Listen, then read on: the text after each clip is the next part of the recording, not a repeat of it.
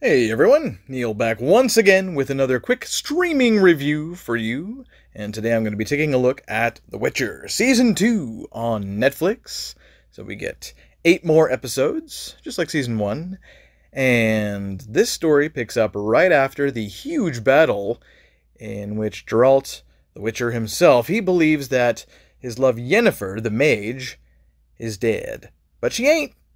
Geralt is still, of course, protecting Princess Cirilla, who now wants to be a Witcher. She wants to learn the ways of the Witcher. So they put her through the trials, right? And it's kind of like knight training or Jedi training. You know, she has to deal with all these kind of obstacles and things, and she fails quite a bit at first, but, you know, she's going to keep trying.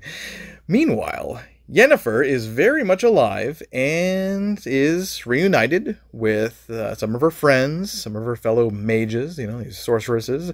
And Yennefer, you know, she actually winds up having plans of her own, though, separate from their agenda. So that's interesting to see her character once again.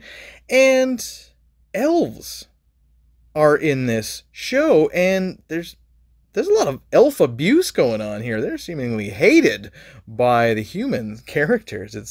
It's really kind of sad, and I guess it might very well be a commentary on prejudice and racism, things like that, certainly. But yeah, humans just really hate elves, and that's too bad. Cavill and the whole cast here, I mean, they're great. They're amazing. It's a fun sword and sorcery series. You know, it's got some corny bits, but, you know, so did the game, you know, and so did Season 1, certainly.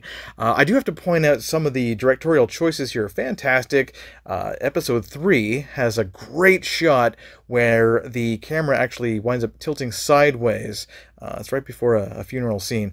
And there are many, many beautiful establishing shots in this season. I thought, you know, really the cinematography and the choices, you know, the idea of how beautiful we can make these scenes. It's very impressive. So visually, very impressive. The visual effects as well. You know, speaking of visuals, they're quite well done here. CGI, you know, produces some truly terrifying monsters. They come up with some really creepy creatures in this one. So yeah, hats off to the visual effects team. So, I mean, in closing, I gotta say, yeah, The Witcher, it's worth it. It was worth the wait through the pandemic, I know. But it was worth it. It was worth the wait, and definitely binge-worthy, which I know they say on Family Guy is just a marketing term. And they're right. But it is quite binge-worthy, and I'm sorry, these streaming services, like Netflix, like the rest, you know, some shows are just so addictive, and they just keep playing and playing, and you just sit there and go, all right, I'm going to couch potato this one, and that's what I did with The Witcher. I had a great time watching it. I'm going to give it an 8.5 out of 10. I mean, some people are going to have some issues with some things that happened in the show.